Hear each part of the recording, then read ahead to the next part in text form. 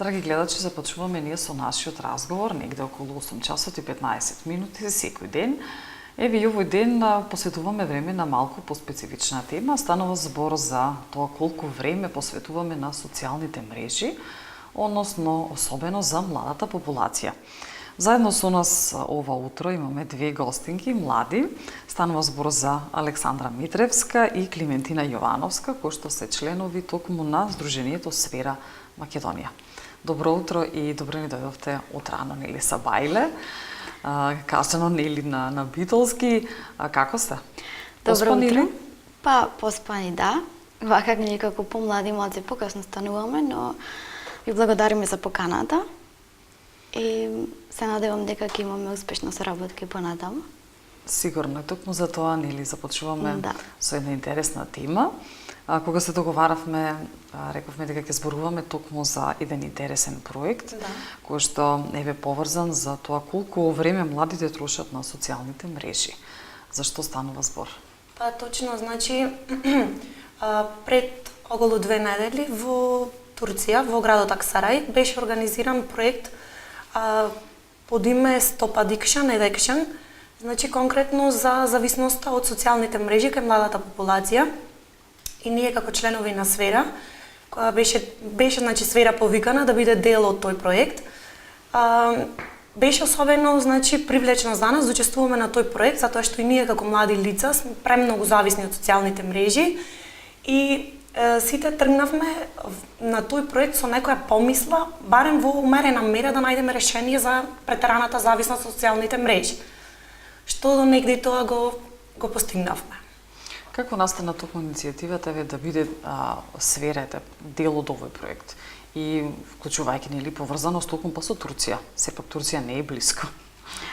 Па вака, Сфера, значи нашата организација Сфера Македонија како невладина организација соработува и значи има партнерски нели невладини организации низ цела Европа, бидејќи работиме со Erasmus Plus проектот, а тој ги вклучува значи сите европски земји. Тоа е една европска програма создадена со Европска комисија и нели национална агенција од секоја земја учесничка.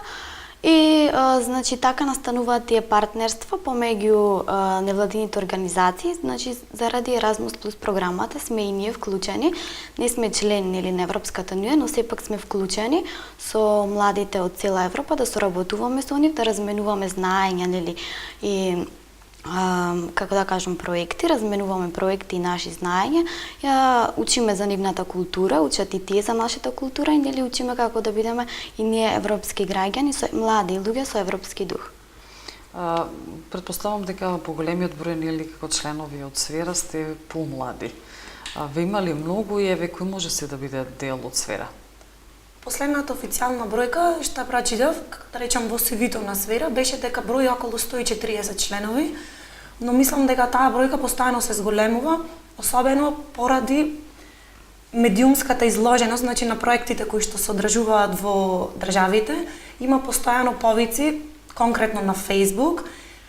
Имам забележено дека многу луѓе ја следат страната и се конкретно заинтересирани за тие проекти. Значи постојано од ден на ден тој број се зголемува и расте заинтересираност особено кај младата популација. Како што спомна Александра, може да се учествува на проектите. Мислам дека е возраст од 18 до 30 години, али сепак можат да се прават исклучоци. Имам сретното и конкретно на проектот на кој што бевме во Турција, имаше една девојка од Романија која што беше тим лидер и имаше 37 години, ако не се лажам. Се разбира со млад дух. Убаво навистина и позитивно, кога станува збореве да се посветиме малку повеќе време токму на проектот. Како се одвиваше се од самиот почеток? Колку време траеше? Кој се беше дел од самиот проект? Како се решивте, нели, како ќе изгледа? Сепак патувањето и не е едноставна работа, нормално предизвиците секогаш особено оној, еве да речеме, позитивен страв и трема од среќавање нели со нови луѓе, пред се нова средина, нова држава, како ќе се снајдеме, нели, јазикот е тука. Значи има многу фактори кои што се во склоп кога станува збор нели за работа или дружење. Така, значи, проектот беше во Турција, како што кажав, во Аксарај, тоа е место во централна Турција. Значи, ние бевме поканети од турската партнерска организација. Организатор беше Керем. Тие соработуваат со сфера веќе подолго време. Ова не беше нас прв проект во Аксарај, но прв на кој што јас и Климентина бевме. Значи, имаше земји учеснички од Романија, Азербејџан беше учесник, Турција, Македонија, Малта и Грузија. Значи, по 6 члена од секоја земја учесничка. Бевме сместени во... Значи, сместувањето, храната, секогаш се на трошок на организацијата, исто така и патните трошоци. Со тоа што патните трошоци, учесниците сами си ги организираат и си ги плаќаат на почетокот на проектот, а потоа организацијата, значи, ги враќа тие пари во одреден период. Секоја организација тоа го прави различно. Например, организацијата во Турција, тоа враќањето на средствата го направи на самиот проект, но има и проекти каде што тоа се прави по 2 недели, месец, сето тоа зависи, значи, од организацијата. Значи, патот до таму навистина за нас беше доживување, бидејќи Турција и не е така далеку, но за нас, бидејќи секоја земја има одреден фонд од Европската унија кој ќе ви го покрие за патните трошоци, и вие треба да најдете начин да стигнете до земјата со тој одреден фонд, без разлика дали е доволно или не, вие треба да го најдете најефтиниот начин секогаш, а тоа е и најзабавниот начин, барем за нас беше. Да. Значи, како што кажа, во Аксарај, тоа беше градче во централна Турција, каде што се уште религијата е на прво место. Значи, беше онака, го искусивме навистина турскиот начин на живот таму. И за нас беше многу интересно и навистина пробавме да се вклопиме и таа недела, додека бевме таму, значи толку, од 22 декември до 28 ноември траеше проектот, го искусивме баш начинот на живот кој што тие таму го живеат. Значи, јадевме традиционална храна, пиевме традиционални, безалкохолни се разбира, пијалоци, и сето тоа за нас беше едно ново искуство, кое навистина ќе го паметам за цел живот и оттаму се вративме побогати за едно необично искуство, и сега сме сосема поинакви личности. Еве, за Климентина, например, какво е чувството кога си на друго место? Што е она што прво, например, кога ќе се сетиш, си научила и што можеш да го примениш тука, и покрај фактот што знаеме религиски, верски традиции, можеби дел имаме сличности, но поголемиот дел се разликуваме. Што е она што може, например, и нормално во соработка, во комуникација со своите пријатели, секогаш го кажуваш дека да, тоа е онака како што треба да биде, зашто да не го применуваме и тука? Конкретно, значи, овој ми беше трет проект. Прво бев во Чешка, тоа беше во месец јули, во септември, октомври бевме во Хрватска и за прв пат бев во Турција, значи воопшто прв пат во мојот живот се најдов на турска територија и конкретно во централниот дел, каде што градовите кои што ние ги посетивме, конкретно каде што беше проектот во Аксарај. Исто така прочетавме и по завршувањето на проектот, бевме и во Конја, се поконзервативни градови во Турција, каде што, како што спомна Александра, ние како млади луѓе ја осетивме премногу разликата од начинот на живот на кој што ние го применуваме. Проектите покрај тоа што се значи за да се научи да се научат работи на кои што се однесуваат на темата. Првенствено, барем според мене, се за социализација, за зближување на луѓето. Ние ја осетивме таа разлика во однос на претходните проекти. Прво, во однос на тоа што луѓето многу тешко се отворија на почетокот. Многу ни беше тешко да стапиме во комуникација. Имаше како некоја бариера која траеше 2 до 3 дена, а со оглед на тоа што проектот беше пократок за разлика од другите на кои што сум учествувала, кои биле по 9 дена, овој беше 6 дена и буквално се зближивме 4-тиот, 5-тиот ден и веќе 6-тиот ден мораше да се разделиме. Значи,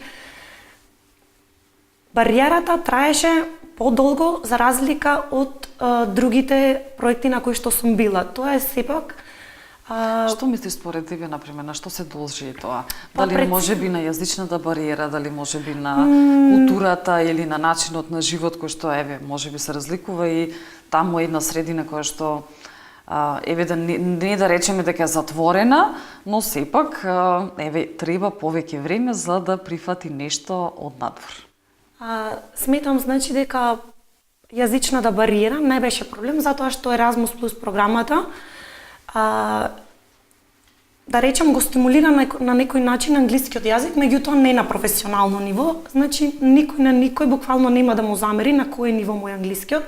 Се случило каде што сум била на проекти да има учесници кои буквално не знаат ни збор да кажат, на секој начин сме се труделе да му помогнеме. Бариерата се однесуваше најмногу на културата во која што ние сме израснати. Значи на посебно поврзано со религијата. Значи, ради тоа што учесници беа Турција, Азербејџан, поголемиот дел се нормално исламска религија и се на поинаков начин пораснати од нас и поинако функционираат и поинако комуницираат и во тој поглед наидовме на тешкоти. Исто така како што спомна Александра, значи и начинот на кој функциониравме тие дена таму беше доста поинаков. Пред се прво со исхраната, потоа со начинот на кој што ги организиравме забавите после активностите кои ги имавме во текот на денот, начинот на кој што се дружевме. Меѓутоа, сепак беше пријатно искуство за нас да се запознаеме и со луѓе кои што досега, од држави кои што досега не сме ги сретнале во животот. Навистина отворивме интересни прашања, интересна тема. Еве нашите гледачи имаат нели можност да научат нешто ново, значи за тоа како се живее и како се работи, односно како се функционира во други држави, но сметам дека треба еве да го поделиме нашиот разговор, да направиме една кратка пауза, а потоа ќе продолжиме. Зато, драги мои, музика.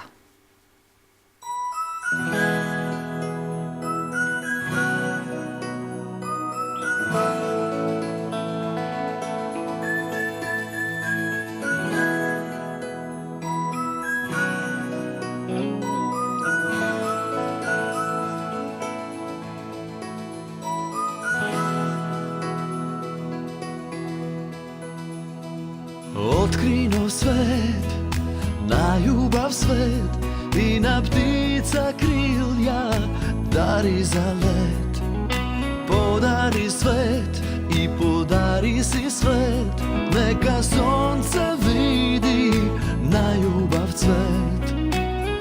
Сите тајни на вселената во едно мало срце да се соберат. Нема ништо посилно од љубовта, кога таа љубов живот дарува, кога една мала детска насмевка како сонце утрата ги милува. Нема ништо посилно од љубовта, кога таа љубов живот дарува, кога една мала детска насмевка вноки покрај тебе нежно заспева.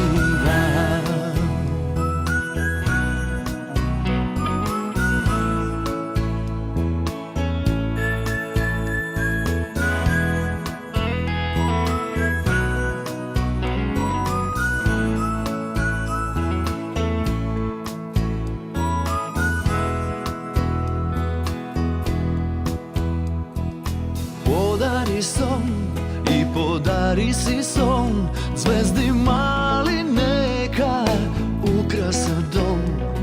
Најсрегните очиња две од сите звезди посјајни се.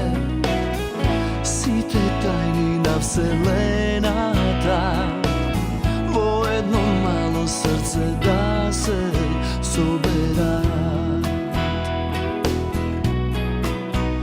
Нема ништо посилно од љубовта, кога таа љубов живот дарува, кога една мала детска насмевка како сонце утрата ги милува. Нема ништо посилно од љубовта, кога таа љубов живот дарува,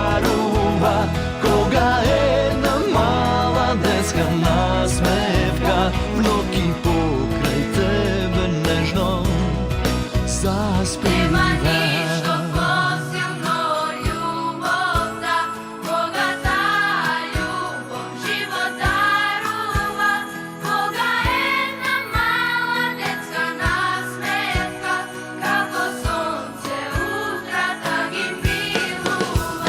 Nema ništo posilno od ljubovta, koga ta ljubov život daruva, koga jedna mala detska nasmevka, kako sonce utra tak i miluva. Nema ništo posilno od ljubovta, koga ta ljubov život daruva, koga jedna mala detska nasmevka, v noki pokraj tebe nežno zaspiva.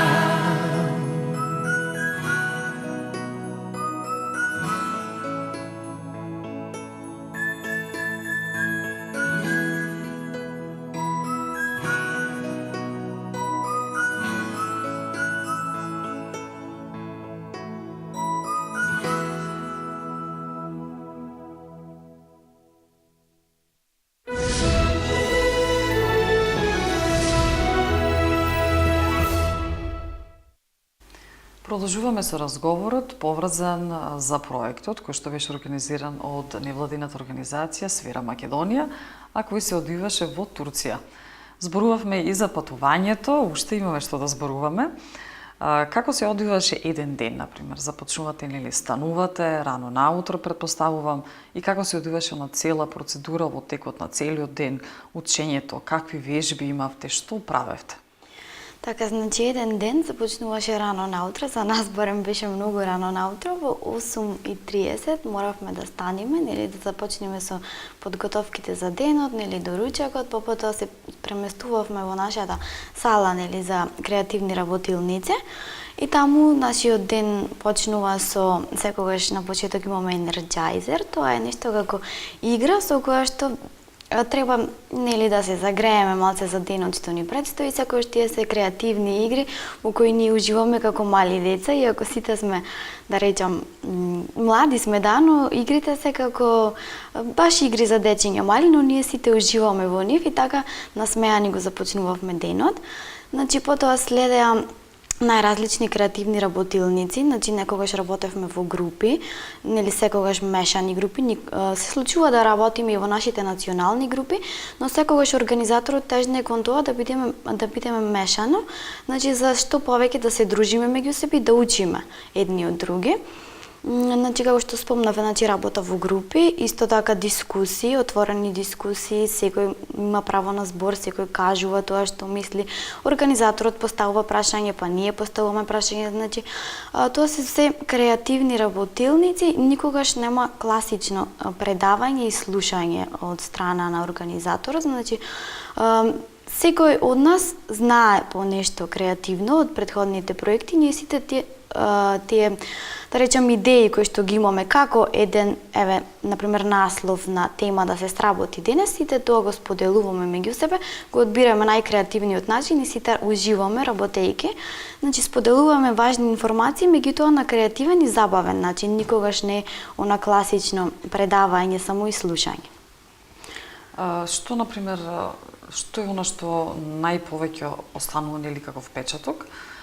Има ли разлика помеѓу проектите кои што се реализираат тука во Македонија со проекти во кои што се вклучени повеќе или поединци од различни земји?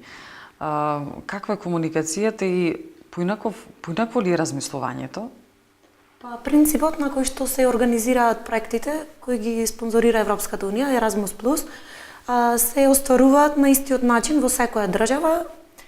Мислам дека 5 до 6 држави треба да бидат учеснички со 5 до 6 поединци и се организираат буквално на ист начин. Значи, доаѓаат тие во државата, се вклучуваат значи во групата, потоа има активности кои што ги вклучуваат поединците на моменти само од националните тимови, значи има работи за кои што треба да се дискутира во однос на тоа каква е ситуацијата во таа или во таа држава и секој треба да презентира за својата држава, а после тоа значи се случува да се да има активности каде што се мешаат поединците од сите држави, каде што секој му сугерира на секој да напише, да речеме доколку правиме како некој проект, презентација за начинот на кој што се конкретно за зависност од социјални медиуми, каква е во Македонија или каква е во Грузија и каква е во Турција. И тоа му се презентира на останатите учесници кои се во проектот. Во однос на целта или на самиот проект, дали се оствари? Обично знам дека на тие што сум била дел како работилници и проекти, секогаш почетокот започнува со која е целта и завршувањето дали целта се постигна. Дали се постигна во случајот? Може би не се постигна целосно, затоа што да бидеме искрени, живееме во ера на социјални мрежи, каде што има моменти во кои ние ги злоупотребуваме, да речеме претерано седење на Facebook или Instagram или не знам било кои други мрежи, но сепак да бидеме искрени, за да можеш да одржуваш врски со луѓето од другите држави, а сепак тоа да биде некоја ефтина или бесплатна комуникација, мора да ги користиме социјалните мрежи. Но сепак мислам дека и доколку не се оствари во максимално доколку не се оствари целта која што беше на проектот да престане таа зависност, сепак мислам дека барем се поткрена свеста кај учесниците на проектот и мислам дека кај нив се роди на некој начин желбата тоа да го споделат со блиските и со другите луѓе од нивната држава или градот во кој што живеат, за на некој начин и кај нив да се поткрене свеста за тоа дека има преголема злоупотреба на тие социјални мрежи. Дека може да се прават многу други попаметни работи отколку цел ден да се помине буквално седејќи дома и живеејќи во некој виртуелен свет. Па токму затоа сме заедно ова утро, за да поттикнеме, односно да ги пренесеме вашите искуства, да не биде се за џабе, за тоа што патувавте, тоа што учевте, што бевте дел од овој проект. Еве што можеме да извлечеме како апел до нашите гледачи, до нашите граѓани, што научивте и може ли тоа што го научивте да се примени тука? Се разбира дека да.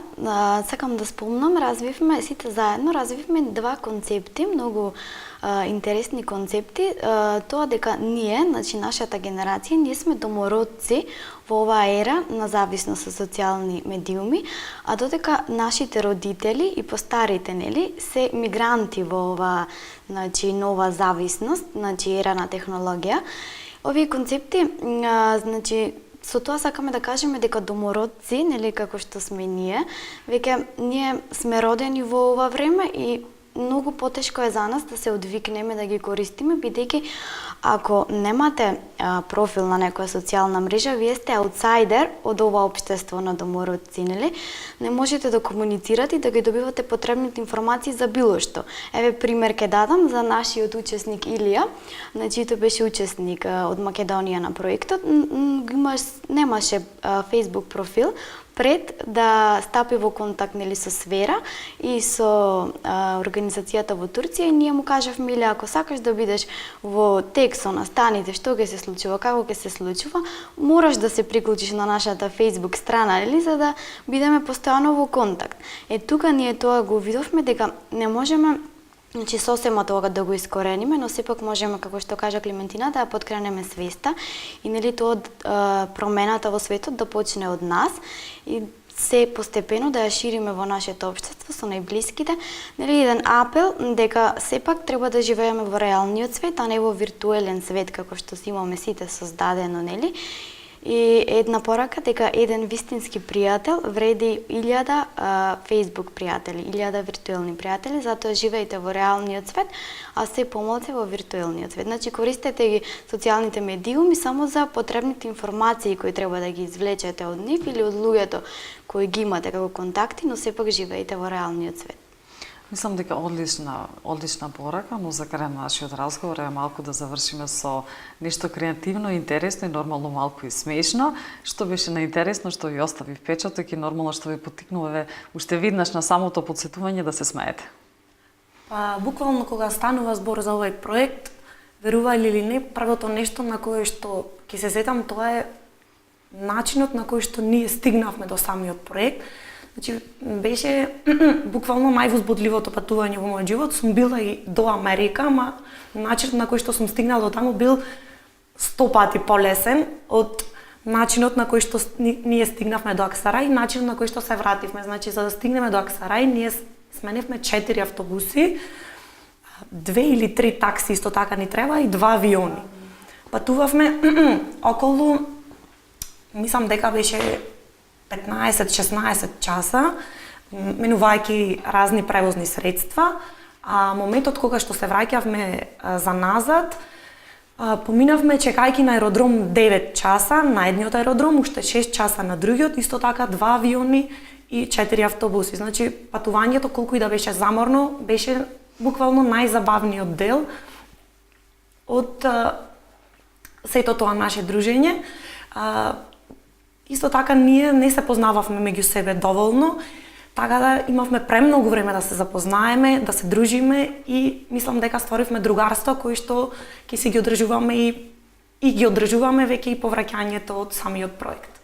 Така што и да настане некој минимален, незначителен конфликт, ќе се заборави со фактот што толку часа нели сте поминале заедно, што е навистина позитивна работа.